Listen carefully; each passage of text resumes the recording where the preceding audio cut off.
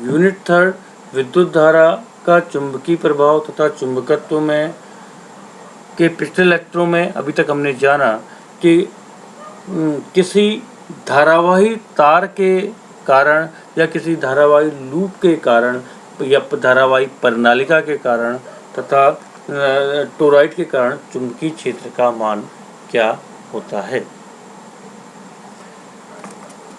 अब हम बात करेंगे कि चुंबकीय बल की। जब कोई आवेश किसी चुंबकीय क्षेत्र में प्रवेश करता है तो उस आवेश पर एक बल लगता है जिसे चुंबकीय बल कहते हैं।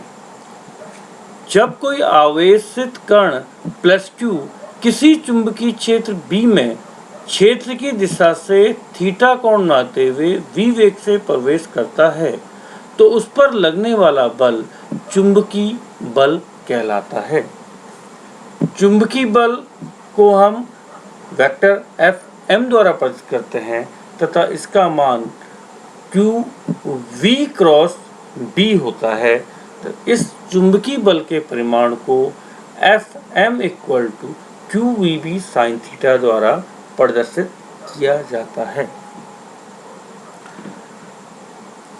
अब हमारी दो विशेष स्थितियां उत्पन्न होती हैं जब हम कहते हैं कि कोई आवेशित कण, क्योंकि यहाँ पर जो थीटा कोण है ये चुंबकीय क्षेत्र के वेग की दिशा तथा चुंबकीय क्षेत्र B की दिशा के बीच बना कोण है।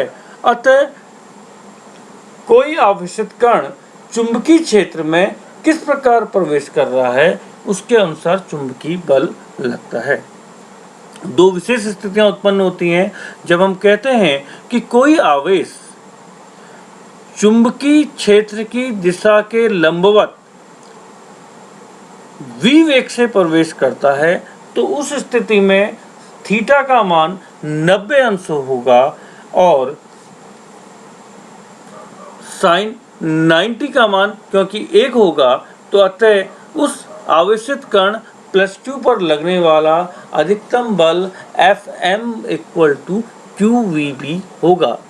जबकि दूसरी स्थिति में जब कोई कण चुंबकीय क्षेत्र की दिशा के अनुदिश या चुंबकीय क्षेत्र की दिशा में v वेग से प्रवेश करेगा तो उस स्थिति में थीटा का मान 0 होगा।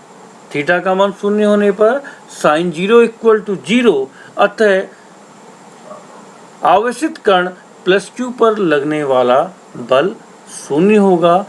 Fm equal to 0। तो इस प्रकार हम कहते हैं कि जब कोई आवेशित कण प्लस Q किसी चुंबकीय क्षेत्र B में क्षेत्र की दिशा से थीटा कोण बनाते हुए v वेग से प्रवेश करता है तो उस पर लगने वाला चुंबकीय बल Fm equal to QVB sine theta तथा सदिश रूप में vector Fm equal to QV cross B होता है। और यदि कण चुंबकीय क्षेत्र की दिशा के लंबवत प्रवेश करता है तो उस स्थिति में उस पर लगने वाला बल अधिकतम Fm इक्वल टू QVB होता है। और जब चुंबकीय क्षेत्र की दिशा के अनुदिश गति करता है तो उस पर लगने वाला बल 0 होता है।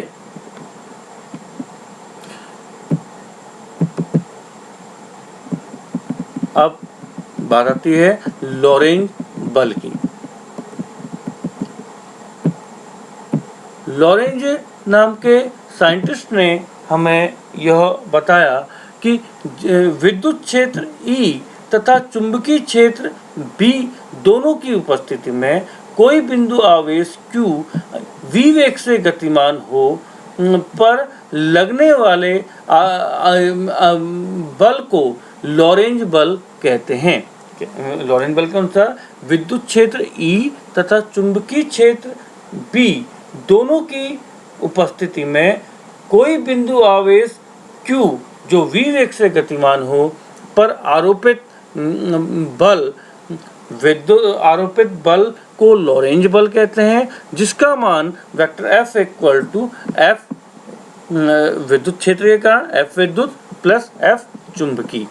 हम जानते हैं कि वैद्युत बल F का मान QE होता है तथा चुंबकीय बल F का मान QV क्रॉस B होता है।